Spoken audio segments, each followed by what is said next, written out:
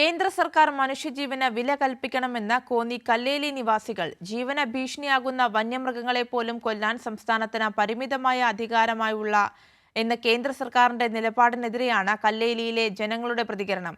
വന്യജീവി ആക്രമണത്തിൽ വലയുകയാണ് പത്തനംതിട്ട ജില്ലയിലെ മലയോര ജനത. കല്ലേലി നിവാസികൾ സ്വസ്ഥമായി ഉറങ്ങിയിട്ട് നാളുകളായി. വന്യജീവി ആക്രമണം രൂക്ഷമാണ്. അതിജീവനത്തിനായുള്ള പോരാട്ടത്തിലാണ് ഈ മനുഷ്യർ. ഇവരറിയാതെ മുന്നേ പോയി ആന അനങ്ങാതെ നിൽക്കുക. ആന ഒറ്റ അലർച്ച അലറി ഇവരും കുടുംബം അടുത്തിങ്ങനെ പിടിക്കുന്ന പോലെ എന്തായാലും രക്ഷപ്പെട്ടു പുള്ളി. 2-3 പേര് വീണ് കയ്യും കാലും ഒടിഞ്ഞ് ഇപ്പോൾ നമ്മൾ വണ്ടിയും കൊണ്ട് പോവാ. ഈ ആനയെ കൊണ്ട് നമ്മൾ എങ്ങോട്ട് ചാടും? കാട്ടുപന്നിയെ ക്ഷുദ്രജീവിയായി പ്രഖ്യാപിക്കാൻ കേന്ദ്ര സർക്കാർ തയ്യാറാകുന്നില്ല.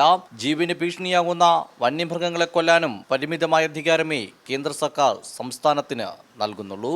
കേന്ദ്ര സർക്കാരിന് പറയാൻ കഴിയും, പക്ഷേ അവരനുഭവിക്കുന്നില്ലല്ലോ. അനുഭവിച്ചിരിക്കുന്നവർക്കേ അറിയത്തുള്ളൂ ഈ നാടിൻ്റെ പ്രശ്നം. വലിയ ശല്യം എന്ന് പറഞ്ഞാൽ നിയന്ത്രിതമായിട്ട് അല്ല, ഇത് നിയന്ത്രണത്തിനപ്പുറം കവിഞ്ഞു.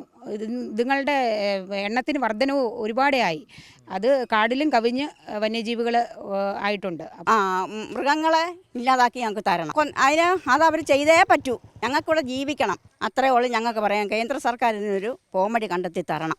കല്ലേലി നിവാസികളുടെ മാത്രം പ്രശ്നമല്ല, മലയോര ജനത മുഴുവൻ അനുഭവിക്കുന്ന പ്രശ്നമാണ് വന്യജീവി ആക്രമണം. കേന്ദ്ര സർക്കാർ മലയോര ജനതയുടെ ശബ്ദം ഇനിയെങ്കിലും കേൾക്കണം. കല്ലേലിൽ നിന്ന് കൈരളി ന്യൂസിനു വേണ്ടി ക്യാമറമാൻ അഖിലേഷ് കുടുംബോടൊപ്പം സുജു ടി ബാബു.